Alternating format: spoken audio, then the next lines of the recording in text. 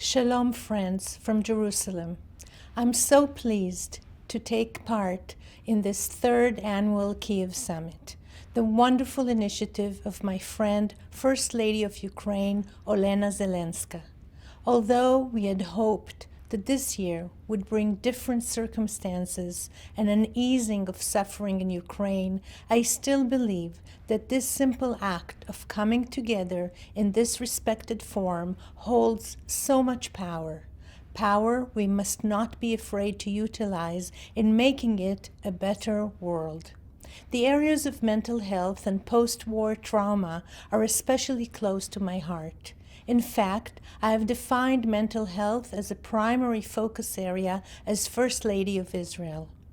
Friends, the pain of loss, of grief, of devastation, the sense of loss of control in the face of major crises and disasters, the shame of trauma, these do not distinguish between people and between borders. Just last June, First Lady Zelenska and I had the opportunity to touch this truth together as she joined me for a working tour here in Israel, learning about Israel's pointed work, contending with the effects of trauma. We met Noi. Noi is a young Israeli mother of 3 who lives in a southern Israeli town on the Gaza border. For Noi, the effects of post-trauma are a daily reality for decades.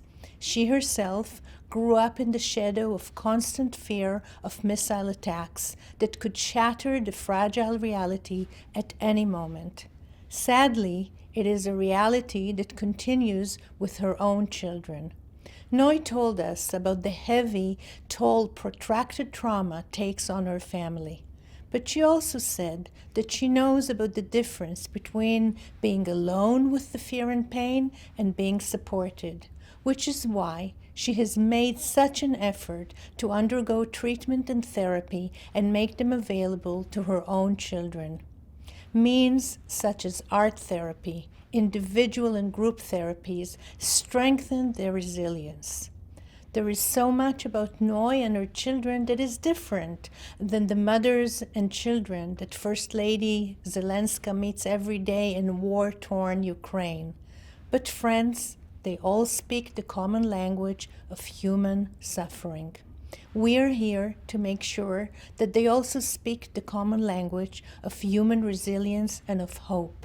Ladies and gentlemen, it is critical that we share the expertise, knowledge, skill, and experience that we have gained with each other.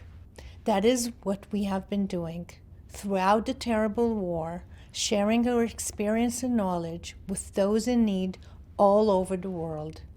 Today, joint humanitarian aid programs between Ukraine and Israel address not only post-war trauma, but also give immediate and pointed attention to teenagers and young adults who have suffered through war conditions, a global pandemic, and a pervasive social media culture that has heightened mental distress considerably. Hotlines that provide mental health first aid, accessible around the clock, continue to reflect the caring and goodwill of countless volunteers and professionals from Israel and around the world. First, ladies and gentlemen, it is my sincere hope that we meet next year under more hopeful circumstances, but with the same burning commitment to helping people that is making it a kinder and more compassionate world. Thank you.